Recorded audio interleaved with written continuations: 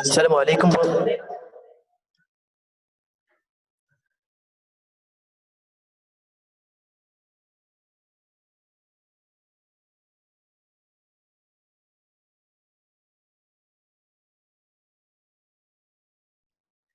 Salam alaikum. Bonjour à toutes et à tous.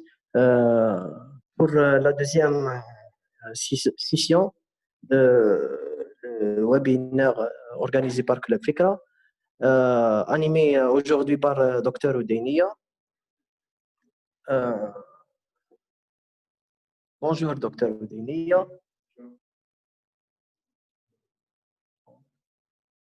On va commencer en quelques secondes.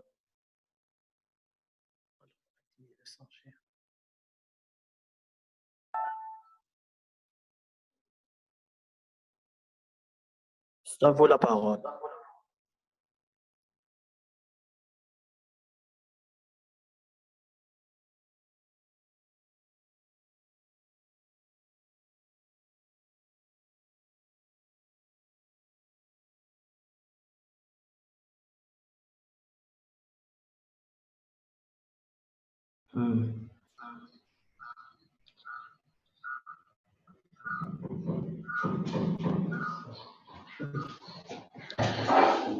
C'est bon?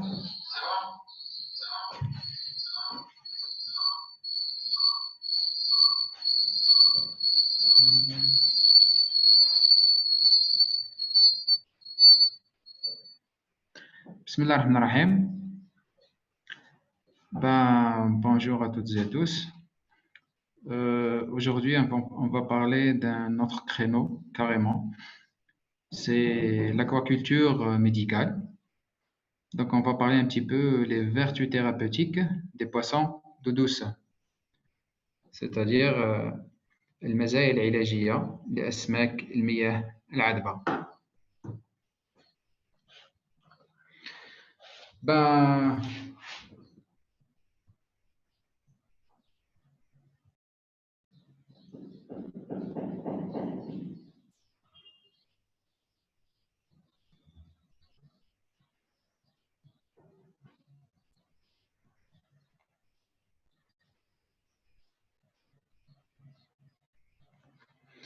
Donc, on va parler un petit peu. Donc, quels sont les poissons d'eau douce qui ont donc des vertus thérapeutiques? Premièrement, nous avons les cyclidés. Donc, c'est une famille de poissons qu'on appelle l'Oreochromis niloticus, appelé communicant tilapia.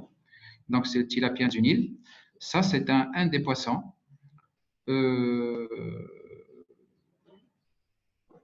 qu'on appelle Dr Fish. Donc, juste une même biologie de cette espèce. Donc, c'est un poisson originaire d'Afrique. Donc, c'est la base de la pisciculture, surtout au Sahara. Et c'est un poisson très rustique et prolifique. Le tilapia, donc, c'est un poisson donc, qui est appelé aussi Dr Fish ou le poisson docteur. Donc, a des effets thérapeutiques vis-à-vis quelques maladies cutanées. On a plein d'inventaire. Donc, on va parler quels sont les poissons donc, d'eau douce qui ont des vertus thérapeutiques. Donc, l'élevage du tilapia, c'est un poisson qui n'est pas du tout exigeant. Donc, il demande une température entre 10 à 35 degrés Celsius. Donc, l'oxygène entre 2 à 5 mg par litre et une salinité de 0 à 35 ppd. C'est-à-dire quoi? C'est un poisson qui peut être élevé en eau douce comme en eau de mer. 35 ppd, c'est-à-dire 35 parties par trillion, c'est-à-dire 35 grammes dans un litre d'eau. C'est-à-dire c'est une eau purement saline. La reproduction, donc c'est une ponte, donc la femelle fait une ponte régulière à 6 semaines à 2 mois. La croissance, on peut avoir de 700 grammes en une année. Et le régime, il est omnivore. Le deuxième poisson docteur, on va parler de cas, donc des poissons dans le genre Gara. Donc, le Gara cambodgiensis, donc il est originaire de la Thaïlande, Laos, de Vietnam et le Cambodge. Il faut savoir que les poissons du genre Gara, ce sont des poissons nains, c'est-à-dire de petite taille. Le deuxième poisson, c'est le Gara siloensis, donc il est de Sri Lanka. Troisième, c'est le Gara flavadra, il est originaire de la Birmanie. Le Gara muella, en Asie. Et le Gara palarivica. Aussi, il y a le Gara spilota, originaire du Birmanie, et Wenses, Congoensis du Congo, Filiginosa de la Thaïlande, Cotella du Pakistan, de l'Inde, de Bangladesh, Myanmar, et Eberba, originaire du Chine. Bicornita, même chose, donc d'origine chinoise. Anadele de l'Inde, Népal et du Bangladesh. Et le Gara rufa. Donc, tous ces poissons, ce sont des poissons qui appartiennent au genre Gara. Mais le plus fameux, le plus connu, c'est le Gara rufa qu'on appelle le poisson docteur. On va faire un petit peu donc, de la biologie du Gara rufa et quels sont les effets. Donc, ce poisson est originaire de l'Eurasie, donc venant des bassins de la Jordanie, donc, et des fleuves Tigre de Forat, c'est-à-dire région Nahl, Dejla ou le Forat. L'évolution de ce poisson l'a conduit dans le nord de la Syrie, Syrie hatta la Turquie. Il faut savoir que ce poisson, donc, il est omnivore, donc n'est pas exigeant. La température, il peut tolérer jusqu'à 40 degrés Celsius, le pH neutre, une dureté entre 3 et 15, une salinité à 0 à 2 ppt, c'est-à-dire il ne peut pas tolérer une eau saumâtre, une eau saline. Donc vous voyez, donc c'est un poisson, il est très mobile, il est très actif, il est omnivore.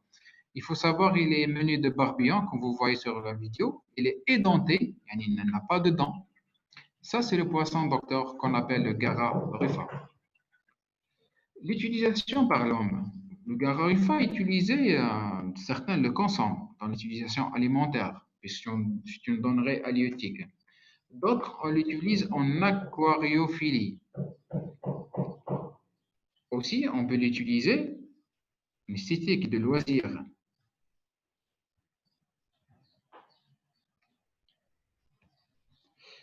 On l'utilise aussi comme objet de recherche. Ce que vous voyez là, c'est le Fish Spartangle, il se trouve en Turquie, donc il est devenu actuellement un centre de recherche. Donc, dans le traitement de maladies cutanées comme le psoriasis et l'eczéma. Donc, c'est le centre de recherche le plus connu au monde. Le Gara rufa, donc son principe actif, quand vous voyez son anatomie, il est édenté, c'est-à-dire il n'a pas de dents, c'est le ditranol. Le ditranol, c'est le principal actif de ce poisson. Donc, avec cette substance, le poisson va peaufiner la peau. C'est-à-dire, si vous faites une séance de 30 minutes dans un bassin contenant du poisson Gara rufa, vous allez sentir un petit peu donc, la décontraction. En plus, vous aurez une peau comme celle du bébé. C'est-à-dire, elle est tellement lisse, c'est-à-dire c'est-à-dire que elle est lisse suite à l'action ou l'effet du ditranol sécrété par les muqueuses de ce poisson. Vous voyez donc là la différence avant et après. Donc, vous connaissez sûrement dans les salons de beauté et dans les salons esthétiques. Donc, les gens qui traitent l'eczéma, les psoriasis. Donc, vous voyez donc des pieds avant et après. Parce que tout simplement, le poisson, il se nourrit des squames, des cellules mortes. Donc, il y a un traitement donc, de séance d'un mois, un mois et demi, et ça va contribuer au traitement de pas mal de maladies cutanées. Vous voyez aussi, donc là, c'est psoriasis, pas du pied, mais tout le corps. Donc, là, c'est un bain carrément. Là, donc, le traitement se fait dans les stations thermales, hammamat. Voilà. Il y a des modèles dans le monde. il y a un modèle, donc vous voyez, donc c'est une culture en fin de compte, des taqafa. Donc vous voyez donc spa donc en Turquie, donc des spas aussi en Allemagne, en Chine, donc en pleine nature quoi, en Malaisie. Vous voyez là l'exemple en Algérie. Je vous laisse voir ce salon de beauté à Alger.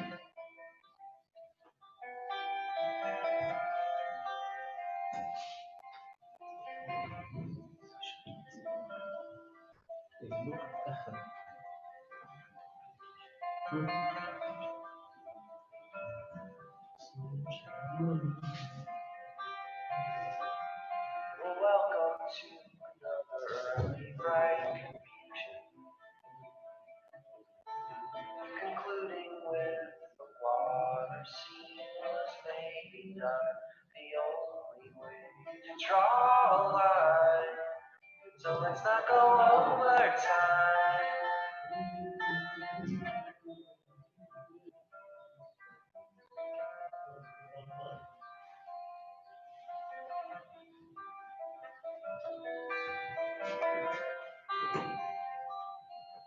Well, there are things he does, but tells you that he doesn't.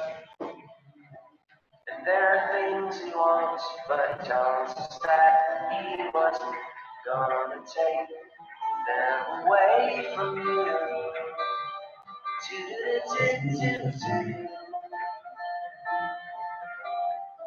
Restless hanging on a hook against the weight of all those books. Bones were shattered, skin was scattered along the way. Voilà, c'est un exemple. Il faut dire que cette activité en Algérie, elle a été introduite il y a 4 ans, 5 ans à peu près. Actuellement, donc, on a introduit cette culture, ben, si j'ose dire, une culture de fish thérapie. Il y a dans 14 wilayas. Donc, il y a un fournisseur en Algérie, c'est le Dr Fish Algérie, donc de M. Mskini.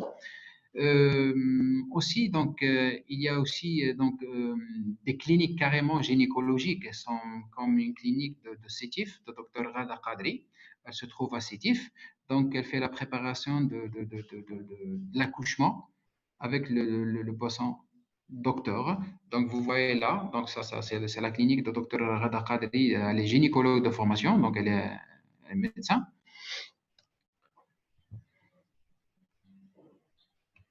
Voilà.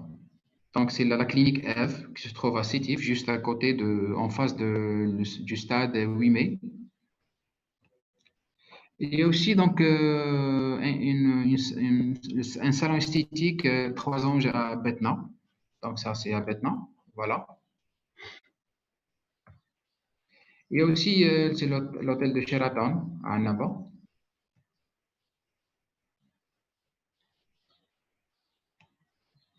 Là, c'est la préparation du bac, la mise en place du bac.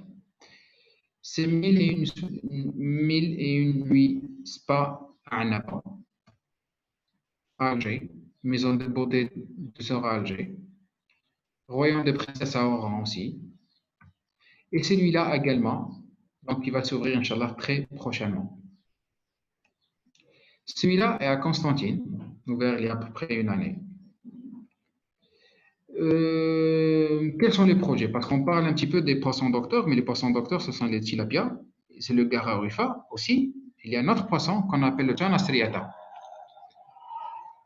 Le Tchana striata, c'est un poisson conçu uniquement pour les femmes césarisées. يعني النساء الحوامل يزدادوا بالعملية القيصرية. علاش؟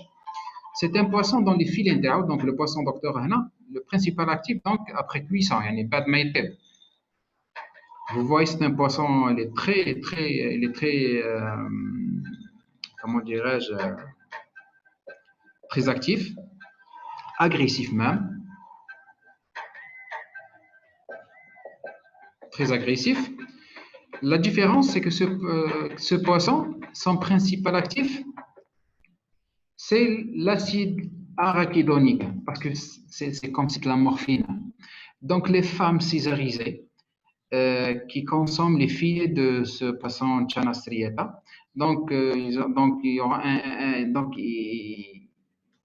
leur plaie, donc il va y avoir diminution totale de l'arrêt de la douleur, c'est-à-dire un effet antalgique et un effet cicatrisant. Pourquoi? Parce que ça contient de l'acide arachidonique. Donc, le poisson, dans les filets, il est recommandé spécialement aux femmes césarisées. Ça démontré scientifiquement parlant. Donc, voilà donc un abstract, un résumé du filet de Strana striata ou striatus, donc aux femmes césarisées. Donc, il y a l'arrêt immédiat de la douleur et cicatrisation très rapide. Autre projet, donc, Inch'Allah, nous avons les 14 wilayas ou 15 wilayas. Inch'Allah, nous avons ce qu'on appelle les cyberpoissons. Les cyberpoissons, ça n'existe pas en Algérie. C'est-à-dire des cafétérias, les pieds nus, mais les gens boivent leur café ou leur poisson, mais avec les pieds nus. Quand même, c'est une culture. Il faut savoir que les vertus thérapeutiques ont fait l'objet de 4 éditions en Algérie. La première, la deuxième, la troisième édition ont été organisées à Guelma, Hammam Bouchahren, Hammam Baraka et Alitma. Et la quatrième édition a été organisée en 2020, donc à l'hôtel Hussein à Constantine. Pour vous dire, il y a une journée nationale, chaque année. On fait une édition, on organise une édition. Donc, on est à la quatrième édition. Probablement, la cinquième édition aura dans une autre wilaya. Donc, on fait des séances de thérapie dans un hôtel où il y a les spas ou dans des stations purement thermales. C'est-à-dire qu'il faut joindre l'utile à l'agréable. Vous voyez là, donc on fait des thérapies lors les journées. On fait carrément des thérapies, des volontaires. Ça, elle est enseignante à l'école de pêche de Annaba. C'est la deuxième édition à Hammam Bouchahren. Hammam Moulad Ali.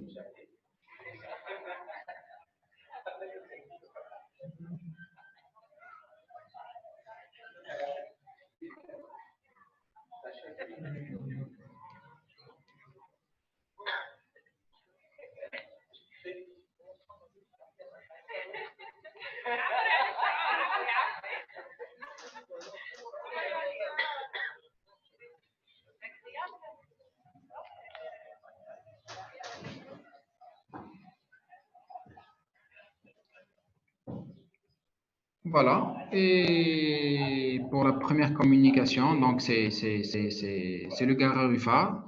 C'est le deuxième poisson. Maintenant, on va parler du troisième poisson qui est vraiment phénoménal, c'est le tilapia. Donc, on va parler de l'effet de la peau de tilapia dans le traitement des brûlures chez l'animal et chez l'être humain.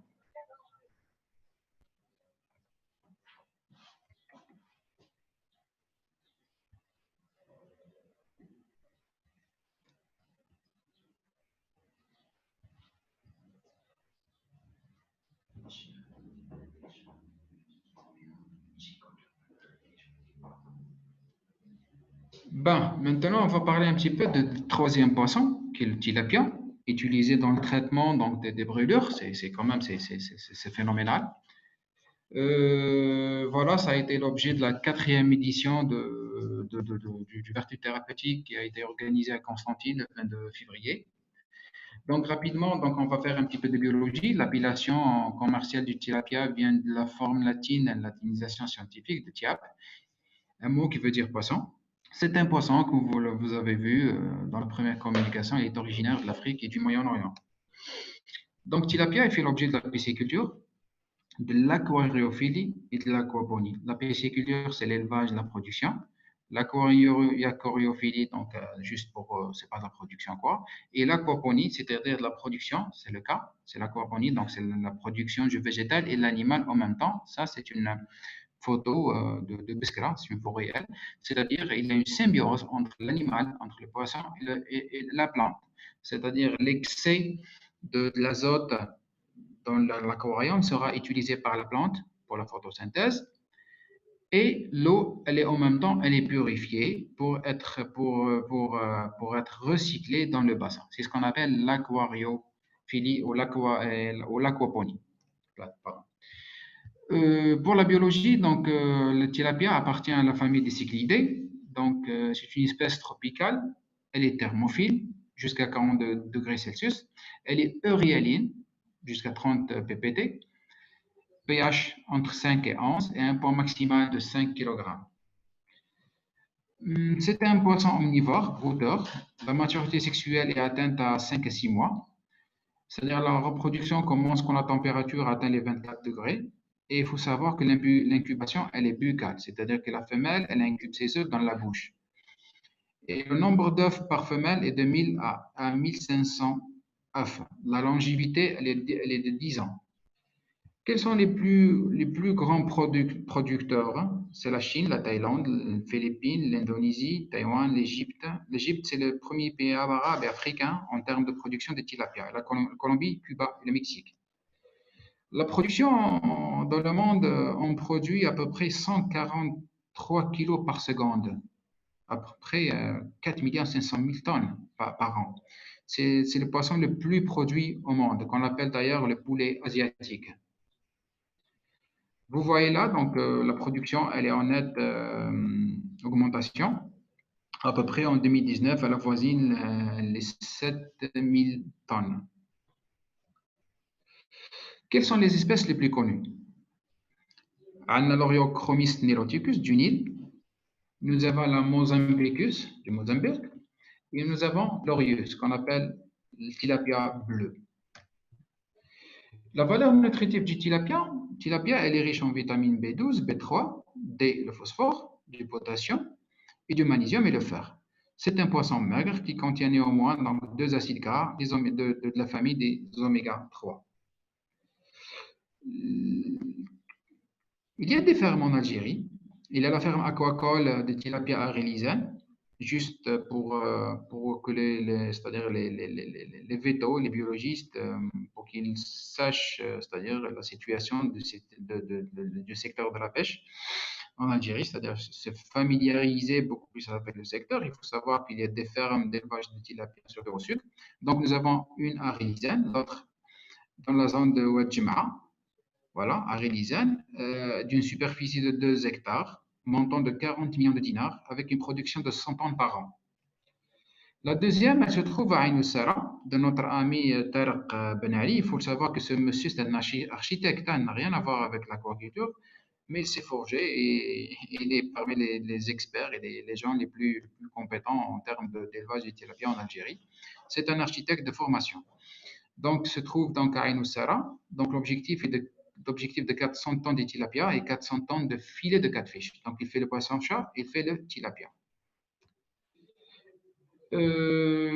Aussi, il y a en prévision la 40 fermes aquacoles d'une capacité annuelle de plus de 2100 tonnes projetées au sud-est dans le cadre d'intégration de l'agriculture à l'aquaculture, donc dans la région de Ouregla, Biskra, l'Oued, Inizi, Gardaya et la Rouat.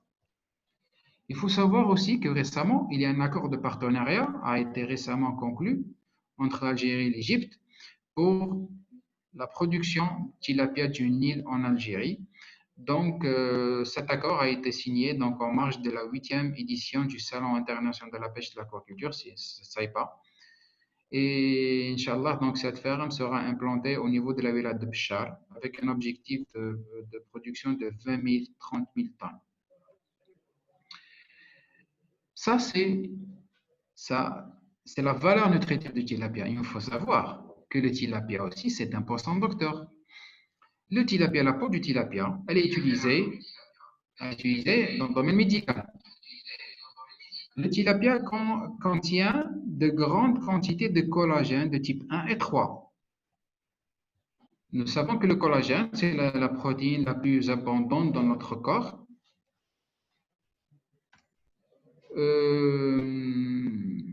Les caractéristiques de la peau du tilapia, donc il est plus résistant que celle de la peau humaine et avec un degré d'humidité très élevé. Donc, il est utilisé comme pansement en peau donc il est utilisé comme un pansement, donc pour soigner les brûlures. Aussi, la peau des tilapia a des propriétés qui permettent une meilleure cicatrisation que les bandages traditionnels. Donc, vous voyez là, donc juste donc le bandage donc lors des brûlures, vous allez voir une vidéo très explicite.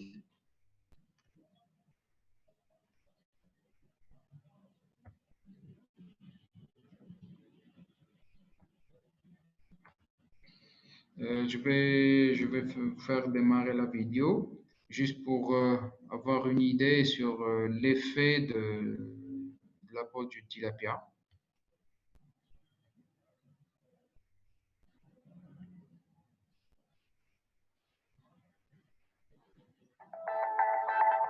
Voilà.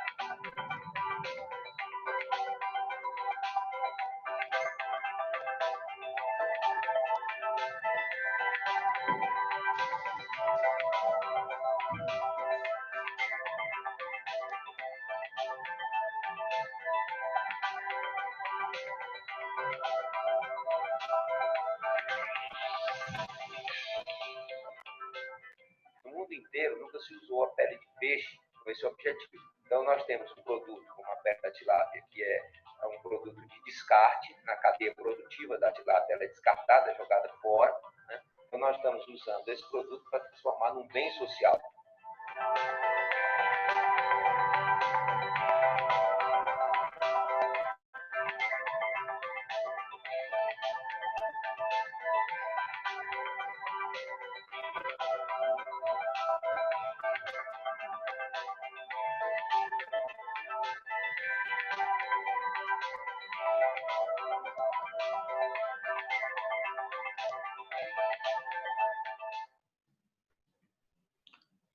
Voilà, donc juste pour avoir une idée sur l'effet du tilapia, de la peau du tilapia, il faut savoir que c'est un investissement. Donc le tilapia, donc, elle sert donc, en denrée alimentaire riche en oméga 3 mais aussi ça sert aussi donc, à penser sur le plan industriel, quoi. Voilà. Donc, vous voyez donc l'utilisation médicale, donc aussi bien donc beaucoup plus sur l'être humain. Voilà, donc les brûlures de la main et des bras. Voilà.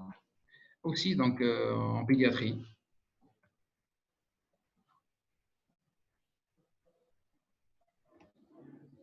des pieds. Et aussi, donc on peut l'utiliser chez l'animal, les brûlures chez le chien, les chevaux, donc en pathologie canine et équine. Voilà.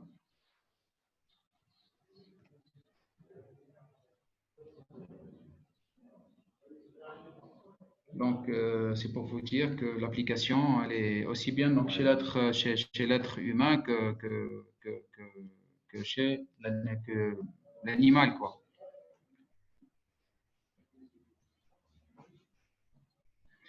Quels sont les avantages de la peau de l'utilisation de la peau du tilapia? Premièrement, la cicatrisation, elle est immédiate, entre 9 et 11 jours. Application unique, contrairement au bandage. Vous savez que le bandage, il est donc dans les cliniques, le bandage, il doit être cycliquement enlevé.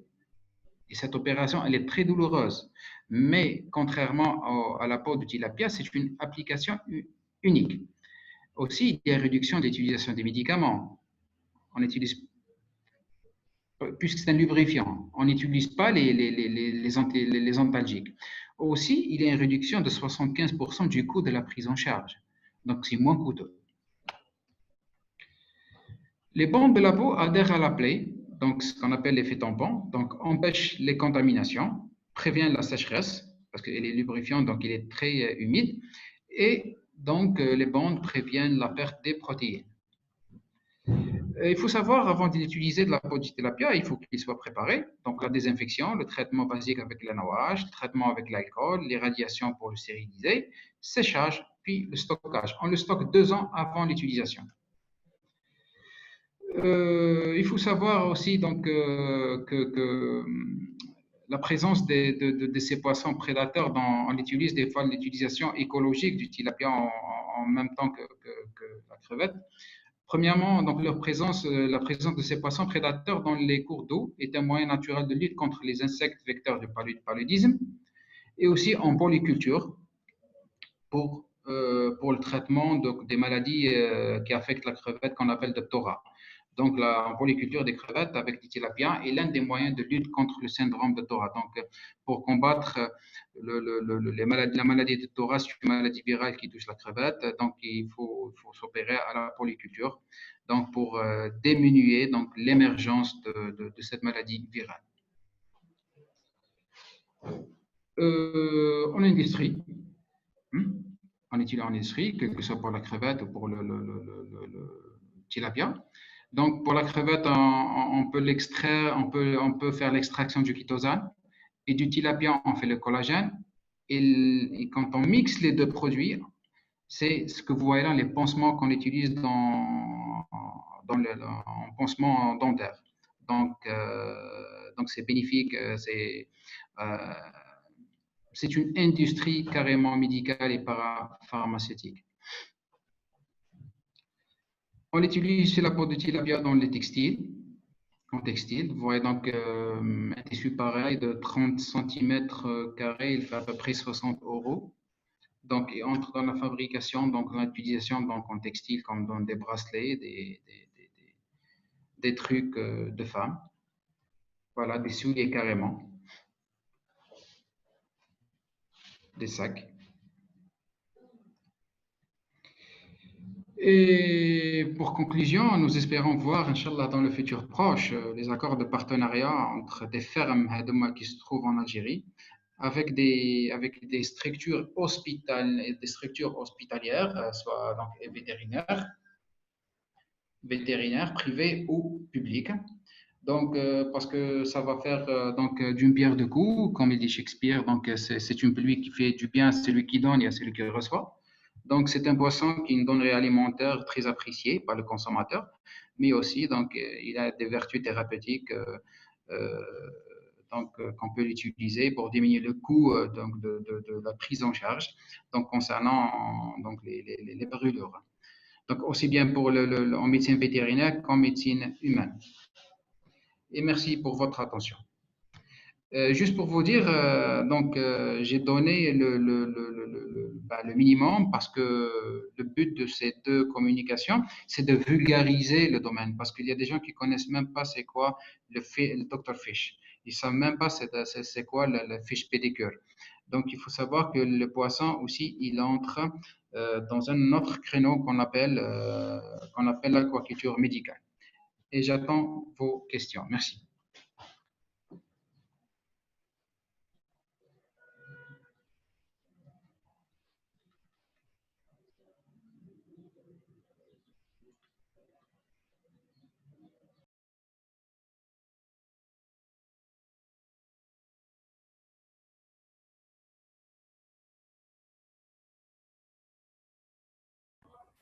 Docteur, docteur, allô, Ah, Sandus.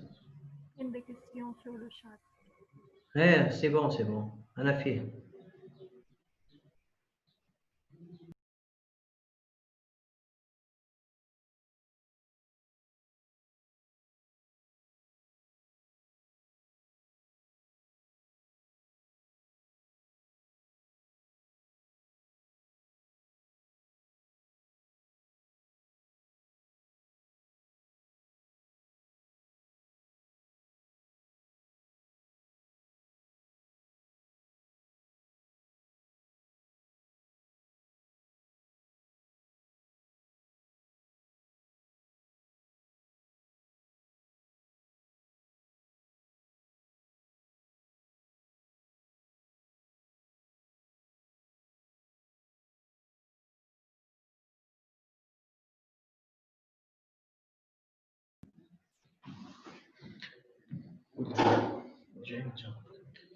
Je réponds à la question de madame ou monsieur, je ne sais pas, Jaïja, lors de la cicatrisation, comment se détache la peau?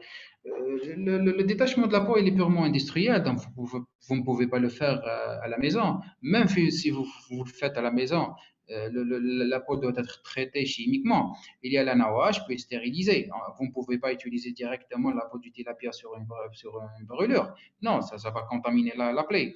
Donc, il y a un protocole à suivre parce que là, on parle d'un protocole purement médical. On nettoie avec la nawash, c'est-à-dire une base, puis on la désinfecte avec l'alcool, puis on la stocke 2 ans au minimum, à moins de 4 degrés. Donc c'est facile de détacher la peau, mais il ne faut pas l'utiliser directement. Donc, il y a un risque de contamination. La question de Madame Serine, je crois qu'elle sera absorbée par la peau. Je ne sais pas de quoi vous parlez, absorbée par la peau. Non, il y a le collagène qui va être utilisé parce que la peau du tilapia, elle est riche en collagène. Parce que le collagène, c'est ce qu'on appelle donc c'est le ferraille quoi, de l'être humain. Et dans les brûlures, on a besoin de collagène. Donc, une source de collagène en quantité, en assimilation rapide. Donc, donc, il faut utiliser le poisson de tilapia parce que c'est la seule espèce au monde, biologiquement parlant, qui contient plus de collagène de type 1 et 3 dont le corps a besoin. Pourquoi on les stocke avant l'utilisation? Donc, le stockage, donc ça fait partie de la désinfection. On la stocke pour ramollir la peau, c'est beaucoup plus. En plus, il faut le stocker quand même. Vous ne pouvez pas les mettre à température ambiante, mais là, c'est comme si vous stockez un aliment. Vous ne pouvez pas laisser l'aliment en dehors de 4 degrés. Premièrement, pour garder la consistance de la peau. Voilà. Et deuxièmement, pour que la peau garde comment dirais-je, sa composition en termes de collagène, mais pas en dessous de moins 20 degrés. C'est entre 0 et 17 degrés. Merci beaucoup. Vraiment dommage. Je sais pas, Quels sont les désavantages d'élevage de tilapia? Il n'y a pas de désavantage. Tilapia, c'est ce qu'on appelle le poulet, c'est le poulet asiatique. C'est un poisson qui fait à peu près 500 dinars le kilo à Sahara. Et la production dans le monde, c'est le plus produit au monde. Il n'y a pas de désavantage, le contraire.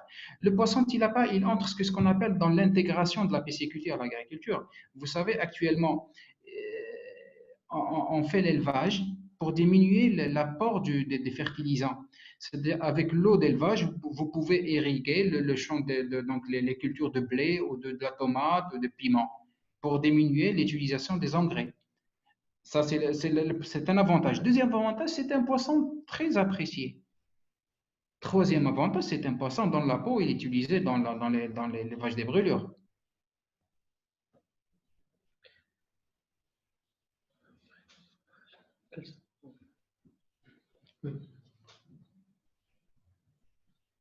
Le syndrome de Torah. Il y a certains. Merci beaucoup. Vous pouvez nous donner quelques notions sur le syndrome de Torah. Le syndrome de Torah, c'est une maladie virale qui touche les crevettes. Torah, c'est un lac qui se trouve donc en Amérique latine. Donc, c'est une maladie très foudroyante qui touche la crevette, une maladie virale bien sûr, qui n'a pas de vaccin. Pas de vaccination. Donc, les symptômes pathognomoniques, c'est la présence comment dire, donc la coloration rougeâtre de la crevette. Donc, c'est une maladie comme le white spot ou comme la maladie de Rent syndrome, rostrum. Donc, c'est les 3 maladies foudroyantes les plus connues dans le monde de la péniculture, dans le monde de la crevette. Dunia Z, Trop intéressant, merci. Pour Gararufa, est-ce que c'est autorisé pour le traitement des maladies épidermiques en Algérie et quels sont les risques sanitaires correspondant à ça? Très bien. Actuellement, donc la thérapie, elle existe dans les salons de beauté, actuellement, oui. Dans les salons de coiffure, oui. Le risque, ben, quand vous parlez de risque, moi, parce que tout à l'heure, j'ai donné que le minimum. Parce que quand on parle d'un spa, on parle de salon de beauté ou une station thermale, il faut qu'il y ait tout un protocole. Il faut savoir aussi que dans le spa, il faut utiliser comment dirais-je, comment dirais-je, des serviettes plutôt de couleur blanchâtre. Il faut que les gens qui ayant des blessures, donc il faut qu'ils traitent leurs blessures avant de subir une thérapie. Il faut savoir aussi, il faut désinfecter les pieds avant de les utiliser. Il faut entre deux bains de thérapie, entre deux séances thérapeutiques, il faut passer le poisson dans des bains thérapeutiques à base de formol. Donc il y a tout un protocole. C'est pourquoi le risque, le risque diminue. En fait, le zéro risque n'existe pas. N'existe pas. Tout simplement, il faut protéger, il faut respecter la barrière sanitaire, il faut respecter les protocoles de, de, de, de, pour éviter les contaminations. Parce que je dis toujours, le plus grand nombre d'hépatite C en Algérie, ça vient des dentistes. Des dentistes. Donc, le zéro risque n'existe pas. Tout simplement, il faut respecter les barrières sanitaires en termes d'usage. C'est-à-dire le gel, les gens qui ont des plaies, donc la séance, donc ils ne peuvent pas subir une séance de thérapie. Aussi, donc, les gens qui ont des antécédents, cette thérapie, elle est contrainte, cette thérapie, ils peuvent pas, ils peuvent pas subir cette thérapie. Comment dirais-je, donc, il faut qu'il y ait un suivi rigoureux vis-à-vis ces patients, quoi. Efficacité et durée pour obtenir des résultats. L'efficacité et la durée pour obtenir des résultats. L'efficacité, vous pouvez le voir, premièrement, vous pouvez faire une séance de 30 minutes sans qu'il y ait une plaie. Hein. Donc, vous pouvez faire un massage, juste un massage. D'ailleurs, quand on parle de Garaïfa, pas forcément qu'on a un problème de psoriasis ou eczéma. Je veux me distraire, juste un massage. Donc, elle est purement c'est psychologique, quoi. C'est une distraction, quoi. Donc, c'est pas forcément, il faut que j'ai un problème cutané pour que je puisse pour que je puisse subir une séance de thérapie. Non, c'est un massage. Et vous pouvez essayer. Donc, 30 minutes, vous aurez la peau d'un bébé. Mais concernant donc les thérapies, donc une séance, tout dépend de la gravité de la thérapie, entre 3-4 semaines jusqu'à un mois et demi. C'est vraiment intéressant. Merci et bien représenté. Merci pour vous. Merci. Vous m'avez bien éclairci les choses. Il y a certains qui étaient contre l'utilisation du tilapia dans la même façon que Gararufa. Parce que c'est denté, donc ça peut contaminer la plaie et creuser des maladies cutadermiques. Mais avec l'utilisation dans les brûlures, c'est vraiment intéressant. Oui, justement, le Gararufa, on utilise son principal actif lorsqu'il est vivant, avec le ditranol. Mais le tilapia, on n'utilise pas, donc en tant que vivant, on utilise sa peau. Aussi, c'est comme le Channa striata, on n'utilise jamais vivant, on utilise le filet de Channa striata. Donc le Gararufa, il est utilisé vivant, le Channa striata, il est utilisé cuit, et le tilapia est utilisé pour sa peau.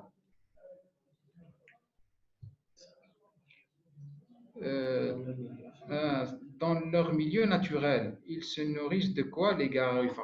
Les Gararufa sont des omnivores, donc tout ce qui donc le squame, les phytoplanctons, les zooplanctons, donc dans le milieu naturel, parce que ce sont des poissons d'eau douce. Hein. D'accord. Mais il faut savoir, donc, quand on a le Gararufa, premièrement, quand on a le Gararufa dans une station thermale, Et donc, il y a un régime alimentaire à distribuer. Donc, OK, ils se nourrissent de squames, des squames de l'être humain, de l'animal. Mais aussi, il y a une alimentation à distribuer, mais à 5 à 10%, composée de protéines, des lipides. C'est comme l'alimentation du poisson en général. Mais dans le milieu naturel, c'est comme un poisson, parce que c'est un poisson, il est un petit peu benthique, c'est-à-dire il est échoué au fond. Donc, il se nourrit tout ce qui est donc des insectes, des phytoplanctons et des zooplanctons dans le milieu naturel. Comment peut-on investir en aquaculture de poissons d'eau douce? En poisson docteur, voilà. L'investissement en poisson docteur, tout dépend ce que vous voulez faire. Je connais des vétérinaires. Je connais des vétérinaires qui comptent, ils ont commencé d'ailleurs à ouvrir leur salon de beauté. Oui, aux femmes, hein, alors que ce sont des hommes.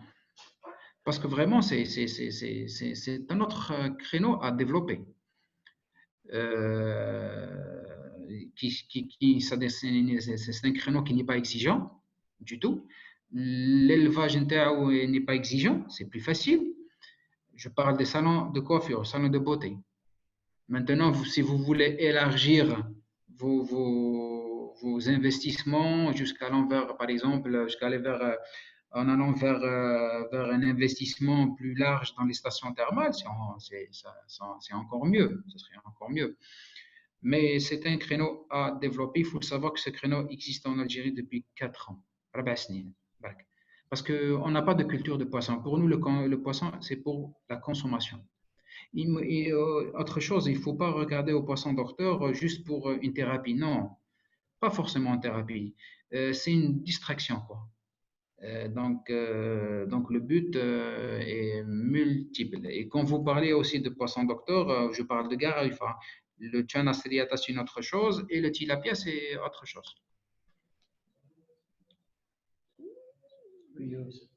We use them in aquaphilia as algae.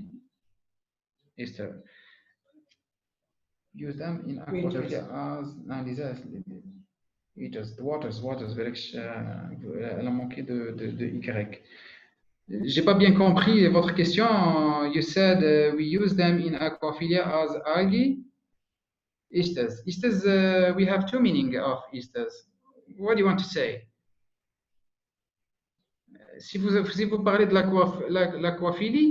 l'aquaphilie ou l'aquaponie, l'aquariophilie, oui, on l'utilise. Mais use them. You said them. You are talking about Gararufa or tilapia? Remplaçant nous l'eau de temps en temps pour les spas. Ah, d'accord. Pour les spas, donc, il y a une structure, une architecture très spéciale. C'est-à-dire quoi? Donc, la régénération, le recyclage de l'eau, il est impératif avec des filtres. Ce que vous voyez donc dans les bacs, dans les chaises Hadoka, à l'intérieur, en dessous de la chaise, il y a toute une filtration. Il y a une filtration mécanique et une filtration biologique. Donc, l'eau, donc, elle est recyclée d'une manière permanente. Donc, il faut qu'il y ait un recyclage, il faut qu'il y ait une filtration de l'eau. Bien sûr. Ma question est la suivante. Est-ce que c'est possible d'utiliser ces vertus pour traiter les pieds diabétiques? Non. Non. Diabétique, il y a un protocole à suivre. Diabétique, si le poisson uniquement il est conçu à tel ou tel patient, oui. Mais si le poisson il est utilisé pour d'autres patients, il y a un risque.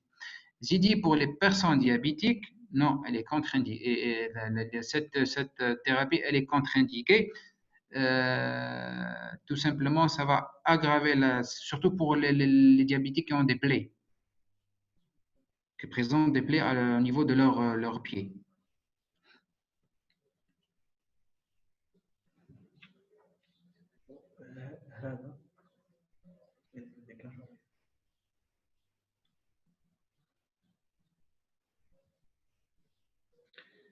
En aquariophilie, on utilise les Gararufa avec des algues, c'est ça ce que vous voulez dire? Parce que votre question, elle est large. Vous parlez de Gararufa, oui. Vous pouvez être plus explicite concernant donc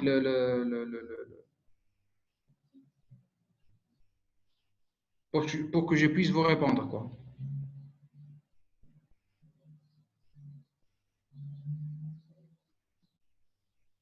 Nous utilisons le Gararufa en Algérie dans les aquariums pour contrôler la croissance des algues. Non, non, non, mais pourquoi? Croissance des algues, c'est dans quel sens? Vous parlez comme si c'était un indicateur de pollution, c'est ça?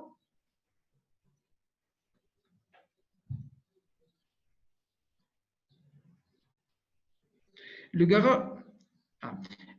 Donc, il manque un élément de base, il manque un keyword, c'est un mot-clé. Donc, vous parlez de bio-indication, des accumulateurs. Donc, il y a certains poissons qui sont utilisés comme des comme des indicateurs de pollution, mais pas forcément le Gararufa.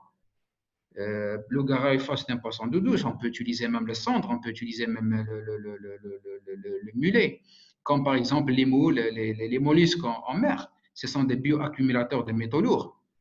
Non, pas forcément. Pas forcément le Gararufa. En plus, le Gararufa, c'est un poisson nain qui vit dans l'espérance de vie de 6 à 7 ans. C'est un poisson nain. Donc, la croissance terre, elle est trop lente.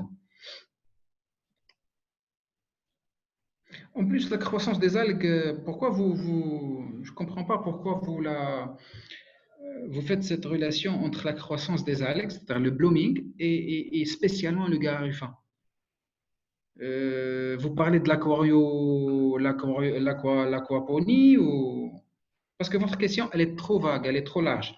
Il manque des éléments, il manque un keyword, il manque plutôt un mot-clé, un keyword. Pardon? Euh, Vu votre expertise dans le milieu de la pêcherie, pourriez-vous nous donner quelques conseils pour investir? Ah, d'accord. Ok, vous parlez de l'investissement en aquaculture en Algérie. Donc, c'est un autre volet, mais je vous répondrai.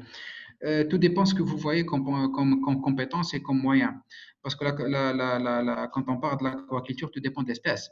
Il y a aussi l'aquaculture en eau douce et l'aquaculture en eau de mer.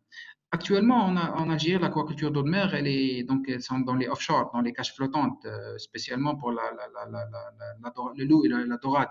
Mais maintenant, si vous avez donc une assiette, يعني العقار نتاعك موجود dans une wilaya continentale, qui n'a pas de façade maritime, là, vous pouvez faire l'aquaculture en eau douce. Oui, c'est très important. Encore mieux si vous avez, c'est-à-dire vous êtes un agriculteur, c'est encore mieux parce que c'est important de construire des bassins et de faire de l'élevage de tilapia et en irriguant donc les agrumes d'Aak, voilà, tout ce que vous avez, avec de l'eau riche en matière organique. Donc, tout dépend des moyens, des compétences que vous voyez. Donc, est-ce que vous parlez d'eau douce, d'eau de mer ou bien d'intégration d'eau douce, d'eau de mer? Bien sûr, c'est important de procéder et de réfléchir de la sorte. Parce que le terrain de l'aquaculture en Algérie, c'est un terrain carrément vierge. Et encore plus pour donc les wilayas continentales, hein. C'est pourquoi en Algérie, donc l'aquaculture, elle est très développée au sud, hein, Sahara, plus que qu'à l'est et l'ouest. À l'est et l'ouest, il n'y a que l'eau de mer, beaucoup plus. Mais au sud, il y a beaucoup plus le poisson-chat et le tilapia. Mais je vous encourage, hein, je vous encourage beaucoup plus le tilapia et le poisson-chat si vous habitez le sud ou si vous habitez une wilaya continentale. La moule, le mode des poissons Gararufa Vitesse sans danger. Le mode de poisson. J'ai pas compris le mode des Non, poissons. c'est-à-dire la tendance. Non. La tendance. C'est une nouvelle tendance. D'avoir une thérapie. La mode des poissons Garava. Vous parlez de danger, mais il n'y a qu'un حاجة mais qu'un حاجة sans danger. Le risque zéro n'existe pas. Tout simplement, il y a un protocole à suivre. برك. Mais quand même, c'est une culture. ثقافة. Les gars, à vos microphones. Hein. Qui veut poser une question, vas-y.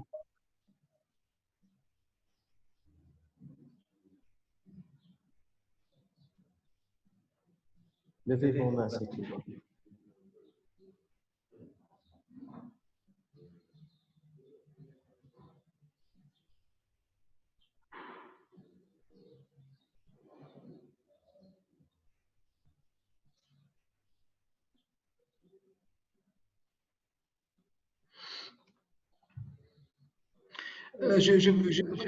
Pardon, je voudrais revenir à la question de M. Sabre. Il parle de eaters, algae eaters. C'est-à-dire comme si il parle des consommateurs. C'est-à-dire le poisson hada, il est consommateur d'algues, donc c'est un bioindicateur. Il est omnivore, il consomme les phytoplanctons comme les zooplanctons, mais c'est-à-dire il n'y a aucune connotation, yani, il n'y a pas de direct link yani, entre les deux. S'il n'y aura pas de questions, dernière.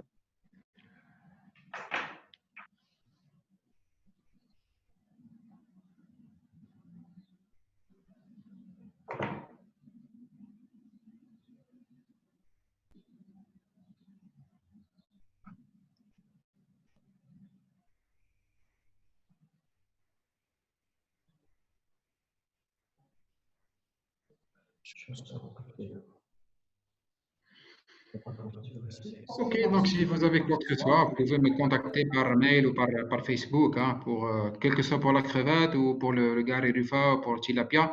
Tout simplement, je tiens à dire un truc aux étudiants, vétérinaires, aux biologistes. Il faut penser à un petit peu à enrichir les sujets de mémoire intacte en termes de poissons. Il n'y a pas que l'animal, il n'y a pas que le bovin ou l'ovin ou l'aviculture, il y a aussi le poisson, il y a aussi, donc il y a plusieurs, et quand on parle de poisson, on parle de poisson avec S, c'est-à-dire il y a des moules, il y a plutôt il y a des mollusques, il y a des crustacés, il y a des poissons. Euh, il faut se brancher vers la biologie marine, qui est très importante, aussi bien pour le biologiste que pour le vétérinaire. Et aussi, il faut penser à l'investissement au sens large. Merci.